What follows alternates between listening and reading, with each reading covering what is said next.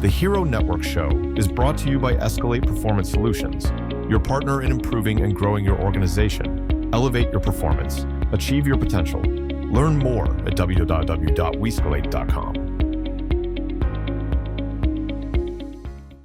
Hello, Houston, and hello, world. This is Vicki Cruz with the Hero Network TV, and alongside me is my co-host, Victor Escalante. Vicki, how you doing today? I'm doing great. You ready to do this? I'm ready to do this. I'm ready to talk about heroes in the making, heroes who are impacting our community. And for today's guest, we have someone who we've had the honor of knowing. And let me introduce you to our guest. His name is Dan Simon. Welcome. Well, thank you both very much for having me here today. I look forward to having a conversation with you, and hopefully we can let everybody kind of know who I am and why I'm running for Harris County District Attorney. Can I backtrack a little bit and give you a little life story? Is that okay? Because it kind of flows better that way. Exactly. I was like, I want to hear the life story. We're going way out of this. Okay, so Southwest Texas. All right, so I was born in Galveston, and most of my childhood I spent in the Beaumont-Port Arthur area. Now, I have 4 brothers and 1 sister. My parents divorced when I was very young, and most of my childhood I lived in cars, tents, campers, motels, occasionally the one night or 1 month of rent we can afford when we'd stay with friends and family. So most of my childhood I was homeless, and the state of Texas came in and took us away in the middle of the night and put us in foster care. I'm going to tell you now, foster care is actually worse than being homeless. It was not a very good experience. Once I got out of foster care and bouncing around a lot, I didn't get to stay at most schools long enough to build the building blocks of education, but they would put me in special classes and they would just push me through despite I didn't have the ability to go to the next grade. That was the only way that I was able to keep up.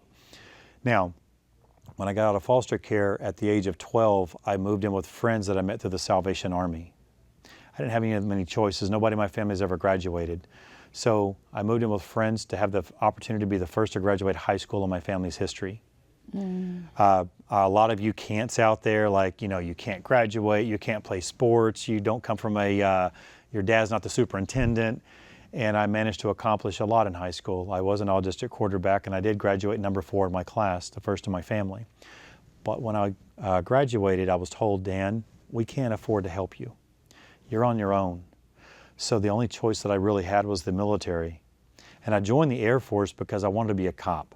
The main reason I wanted to be a cop is because you see predators prey on the poor, the weak, and the vulnerable. And I was not spared. Between the ages of 8 and 15 years old, I was a child victim. Nobody was there to give me a voice. Nobody was there to listen to me. Nobody was there to help me in my time of need. And I never want people to ever feel that way. That's why I wanted to be a cop in the Air Force. When I got out of the military, I went into business for myself, kind of a different conversation altogether.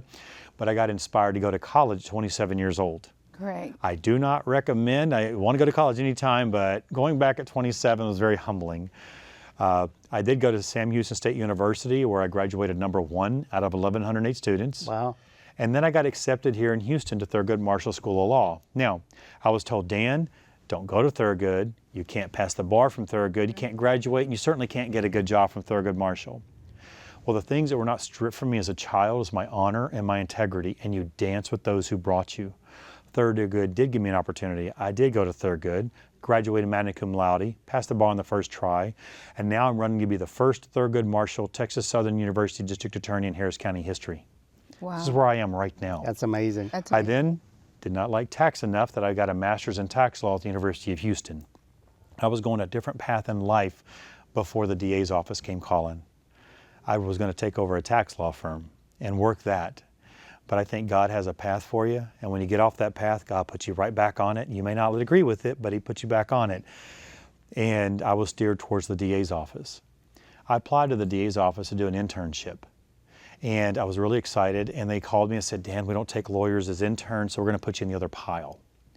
So when it came time about October 2013, I got a call from the DA's office, and they said, we'd like you to come in and interview. And I said, Mary, I'm looking at taking over your law firm. I don't know if this is a good idea. And she said, Dan, go check it out and see what you think. Oh, That's awesome. I know, like we heard so much, and it's like I want to just break down the story of. Let's do that. I'll stop right there. You know, so you said, okay, so You've Beaumont. given us a lot to digest. I know. It's like, you know, because what we really focus on, as you know, is about children, families.